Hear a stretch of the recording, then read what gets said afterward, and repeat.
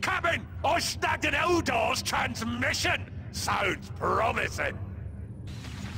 Brothers and sisters, the human ships have carved large fissures into the world, some deep enough to cleave the buried craft world. We located the Infinity Circuit. The flames reach deep, and every biodome, every soul stone, nothing remains for us here. Order to report to the webway assembly. Once we return to the webway, we will collapse the channel to the craft world, sealing this tomb for eternity. I don't know what Affinity Circuit is, but I bet it's shiny! Mr. Nailbrain, gather the boys! Whoa!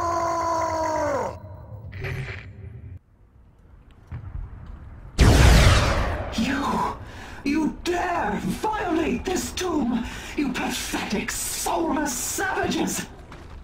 Very well. If you are so eager to hear our cries, I shall shred your minds with the wail of the Banshee! Butcher them! Do not let them near the gates or the assembly! Mr. Nailbrain, it looks to me like these Eldars want to run off with all these nice shiny bits and gobbins!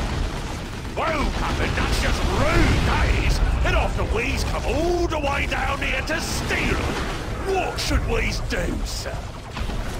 Well, Mr. Nailbrain, I reckons we should kill them!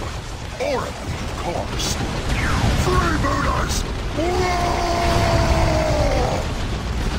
And hey everybody, welcome back to another exciting optional mission in the Ork campaign for Dawn of War 2 Retribution. I'm still Niggeroth here. I'm still by myself for another rather short mission for the Ork campaign. We basically are back on the previously destroyed or almost destroyed world of it's the jungle planet. I think Typhon. There you go, Typhon. And we basically we picked up an Eldar transmission, and they apparently this was apparently a craft world for the Eldar at some previous point, or a portal to a craft world. And they, since the world has basically been destroyed, it's now threatening their craft world, so they're basically having to cut off access to it and leaving the world for dead. For those not really in the know about the Eldar, or why this is kind of a very drastic thing for them to do, the Eldar are very few in numbers at this point in history due to some choices they've made with their lifestyle, I'll say.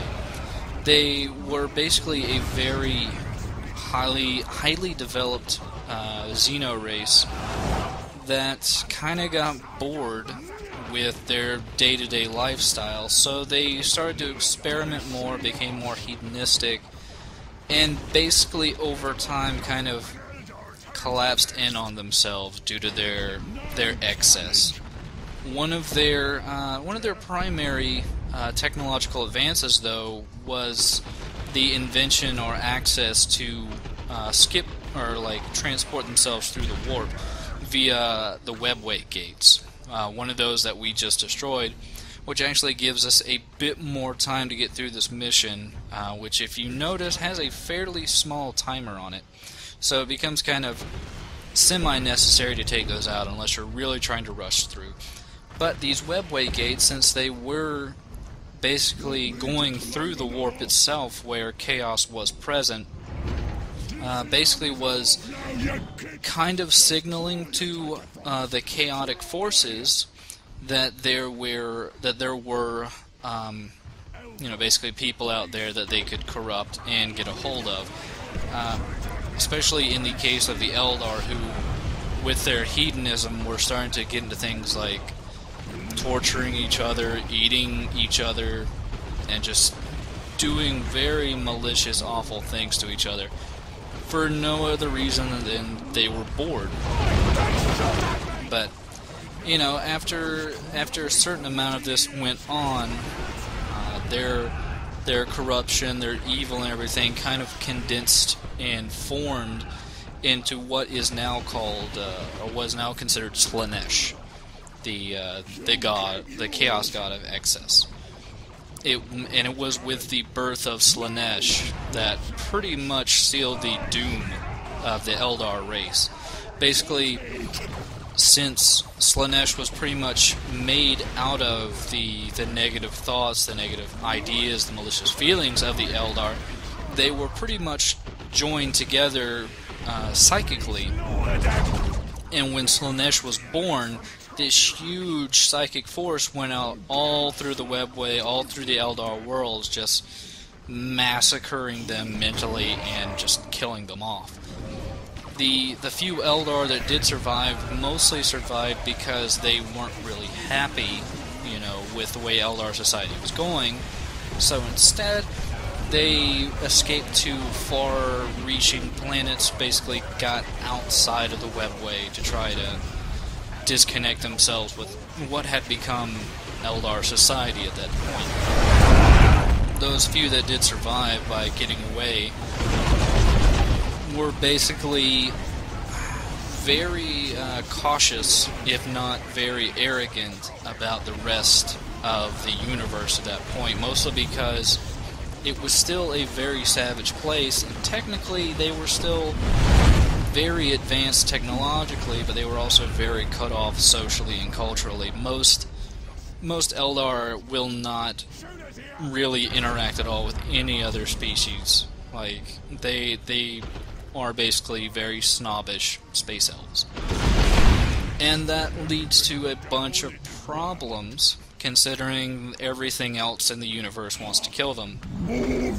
And that's not even getting into the whole kettle of fish that is the Dark Eldar, which were supposedly there was an Eldar that had survived the full force of Slaanesh being born into the universe, and somehow or another he had been able to keep the whole hedonism, you know, having sex with everything, murdering all that bad shit. He was able to keep all that going and keep certain other Eldar still alive, but still basically living out their, let's say, less than conservative lifestyles. And by doing that, he basically kept this whole sect of evil Eldar alive and repopulating, and they kind of became even larger asshole-ish space elves. One of the more noticeable things they actually did was there's a fluff story where the Dark Eldar had gained the ability through their use still of the webway, that they were able to grab suns, like entire suns, from other solar systems and drag them into their own Dark Eldar craft world. And this wasn't just like one sun, this was like 8 suns, because to power these craft worlds, in this case, like in the case of normal Eldar, they have something called infinity circuits, which you heard them mention in the briefing before this mission. Infinity circuits are very powerful, and Dark Eldar really don't have access to them, so instead they ended up stealing 7 or 8 suns, like large fiery balls of gas, from other universes, or galaxies I should say, and those galaxies basically died, obviously, since, you know, they didn't have like a fucking sun anymore. And the Eldar, or the Dark Eldar, just stole all these because they needed them, and so fuck everyone else.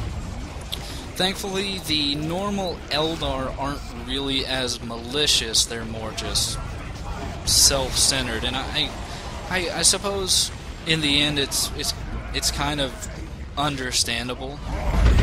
But then again, in the case of the Ork campaign, who fucking cares? A bunch of ponsy space Eldar getting their fucking faces stomped in. And that's what we're doing. So we've gotten all the other webway gates down, we just need to get the main webway assembly down, and they'll be fucking stuck on this rock to die, and we'll have looted all their wonderful shiny bits, and we can continue on from this rather short, but I hope in the end very informative optional side mission. Normally the webway gate here would be a bit of a hassle to take down. It does have quite a bit of life. Thankfully, with all of the orc knobs, their hammers are actually pretty good at destroying buildings and vehicles and things like that. But actually, this is pretty much the end of the level after this is destroyed, so hopefully you'll join me again for the next mission, and we'll see you. Very well. Nibble and scavenge at our bodies, mindless vermin. The Inquisition's ships come for all in this sector. It matters not whether you die by our hand or theirs. Blah, blah, blah! Hurry up and die, Tuggy! Mr. Nailbrain, have you ever noticed that whenever you kill one of these guys, they say something like that? Now, look sharp, boys! Get all this loot for it all gets covered in Eldar's blood! Stains it does!